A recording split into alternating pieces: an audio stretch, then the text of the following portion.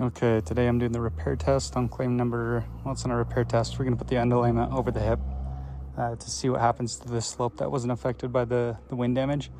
The claim number is 736130GQ. So the first thing I'm gonna do, I'm not gonna tear off this side quite yet, but I'm gonna remove the ridge cap and then act as if I was putting underlayment all the way up and over. The requirement by GAF is a 6-inch overlap here on this side. So in order to do that, I'm gonna have to obviously take the ridge cap off, because if this slope was getting done, this ridge cap would be removed. But also we're gonna have to lift up this or manipulate some of the nails to be able to lift it up enough to tuck it under 6 inches over the ridge.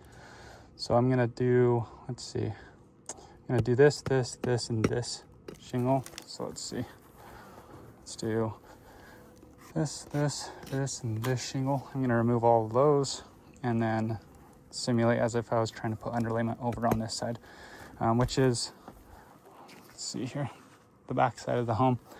I'm gonna only do one of the hips and just call it good for the other side too, because I know that there's 2 slopes not approved.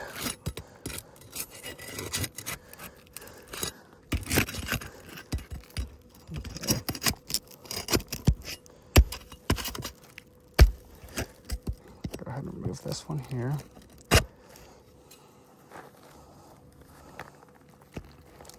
Let's see if there's 2 nails. There shouldn't be 2 nails. Okay, come over here. Well, actually, I'll just do this entire side first. So I gotta go up under here.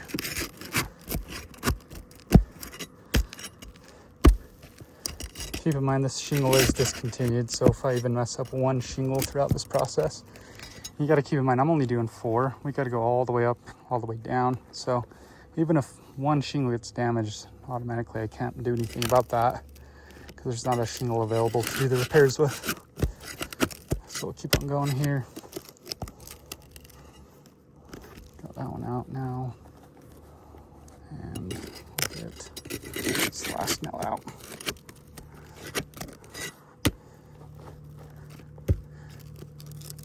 Okay. There we go. Got the last nail out. Hopefully you guys can see this. Okay, come over to this side. I'm gonna start up here. Make sure you can see.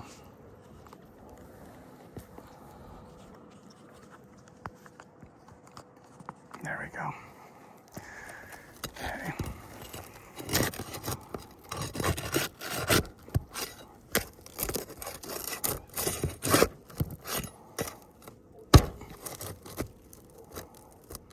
Okay. So that shingle should be able to get removed.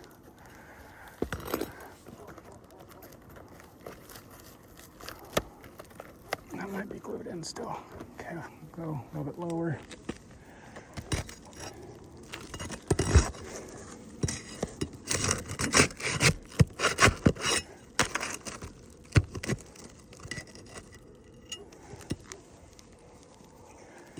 Okay, it's done. There we go. That one came out. This one's still hanging on. Looks like they nailed a little high on that. Not super worried. We're gonna end up replacing this ridge cap anyways. Be a lot more gentle when I pull the shingles back there. Okay.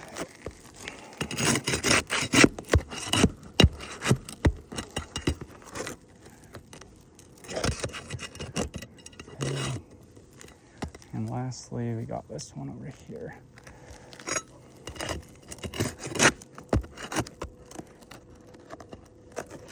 Okay, so now we have that section exposed.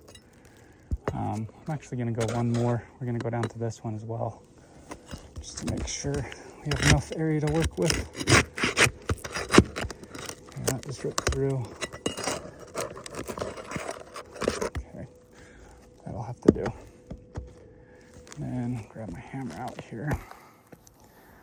Well, we have to go a little bit more. Yeah. Well, Yeah, we'll go one more.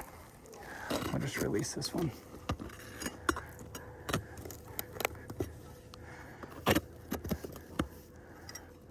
Okay.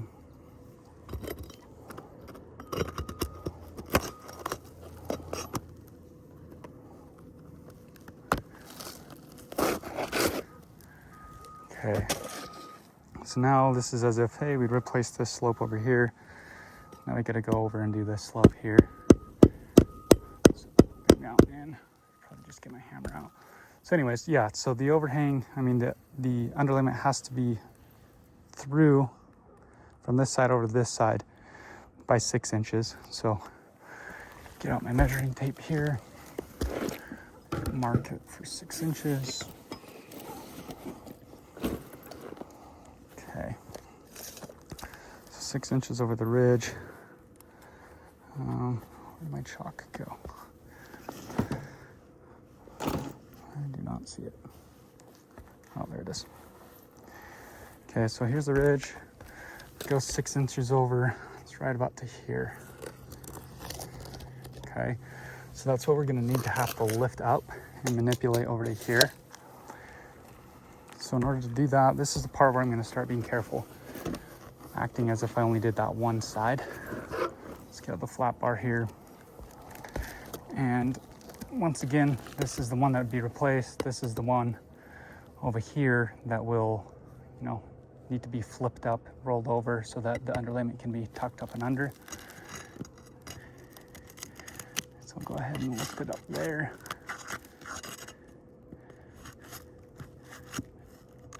Okay. Yeah, already I'm seeing mat transfer from this shingle to the next shingle, which will happen all the way across. I'll get a closer picture of that. Oh, and I hardly even went at it there, and we have a tear all the way through right there. Oh, fetch. Can't even see. So we had a tear right there that came all the way up and through. And then this here would need to be turned back as well. And then we gotta go remove this nail here, which inadvertently will cause damage. Okay, so, and then we'll simulate with the paper over here.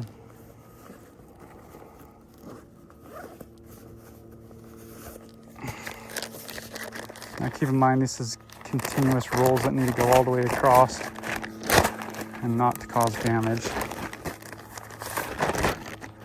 So we'll need to tuck it in all the way back into there.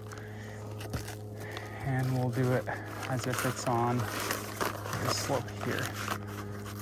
So we'll go 6 inches in.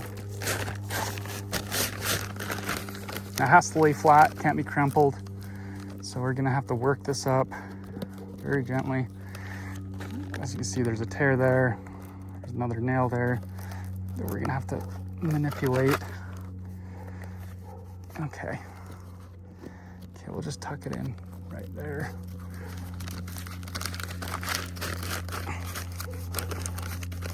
Okay, so you can see there's a nail right there, so that's gonna cause an issue, which means that we have to then come back with the flat bar and expose it on this side. So I'm gonna have to start touching this side and manipulating it to be able to tuck the underlayment up and under. Okay, so we got mat transfer there.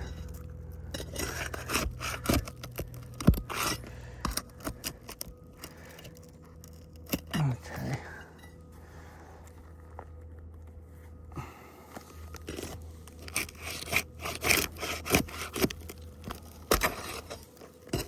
And we have a pull through there. Hopefully you can see that. I just pulled through. These shingles are very old, they're very brittle. Okay, get that one out.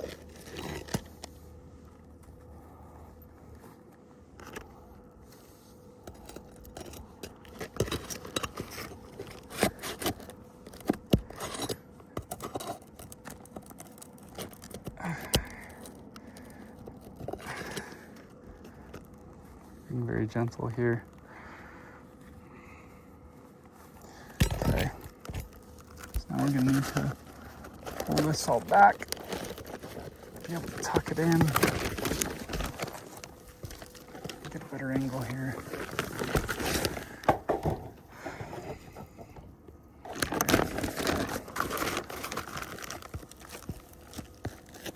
Okay, let's go ahead and pull this back.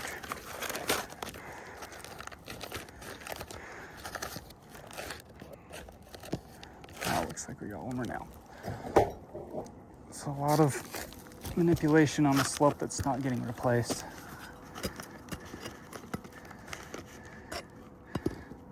Okay, go at it from here.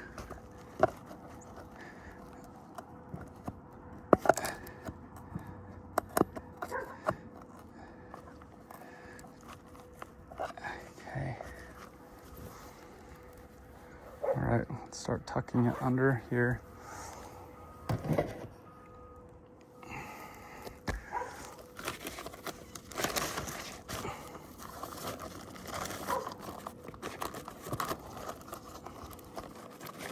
It needs to come all the way down to that line, 6 inches.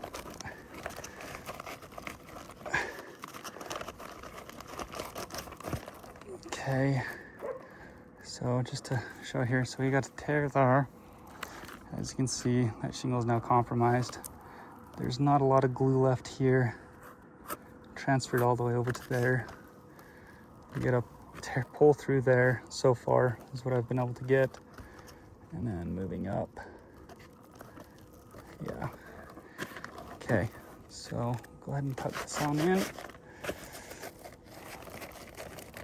And we got to go even further. As you can see, in order to release the shingle all the way, well, to tuck it all the way underneath without creasing it too hard. So I guess I'll show right here. If I were to do that, and it just pulls through. So it's like I'm causing damage.